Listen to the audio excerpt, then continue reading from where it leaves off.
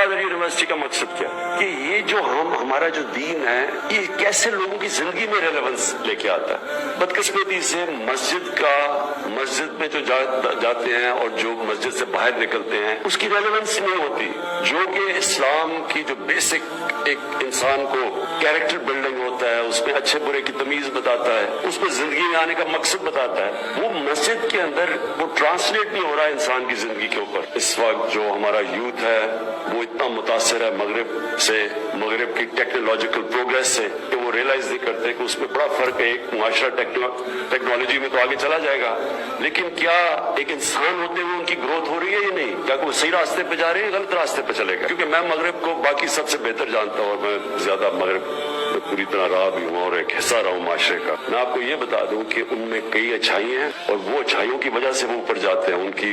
इदारे हमारे से ज्यादा मजबूत है और मुझे बड़े अफसोस से कहना पड़ता है उनकी अखलाकियात हमारे से बहुत ज्यादा है। जो उनकी मॉरल स्टैंडर्ड्स हैं और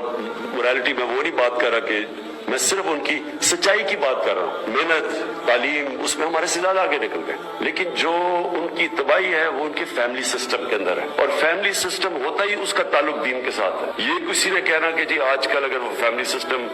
जा रहा है तो ये मॉडर्निटी है, इसका मॉडर्निटी से कोई ताल्लुक नहीं है। वो हजरत लूत अलैहिस्सलाम के जमाने में भी वो तो पुराना जमाना था, लेकिन वो तबाह हुआ। उनकी मोरालिटी जब उनका जो फैमिली सिस्टम सारा क्रैश हुआ तो माशरा गया, और जब मॉरल सिस्टम तबाह होता है तब भी एक माशरा चला जाता है। इस्लाम में जो गाइडेंस है उस गाइडेंस के लिए लीडरशिप चाहिए, और मुझे अफसोस से कहना पड़ता है कि वो लीडरशिप बहुत पाकिस्तान में, यानी जो मुल्क बना ही था इस्लाम के नाम पे, और जो अल्लामा इकबाल की ख्वाब ये थी कि हमने एक मॉडल बनाना है दुनिया को कि असल में इस्लाम क्या है। ये असल में लीडरशिप यहाँ से निकलनी चाहिए, जो मेरी सारी ख्वाब है, जो बताएंगे लोगों को, जो रिसर्च करेंगे, जो नबी सल्लल्लाहु अलैहि वसल्लम की जो जिंदगी के अंदर चीजें उनकी पूरा कि वो सारा कॉन्सेप्ट मदीना की रियासत का क्या था, उन्होंने क्या वो रियासत सेटअप की जिसके अंदर कौन से वो प्रिंसिपल्स थे, वो इटर्नल प्रिंसिपल्स थे, हमेशा के लिए उन्होंने सेट किए, जिसने कौम को उठा दिया।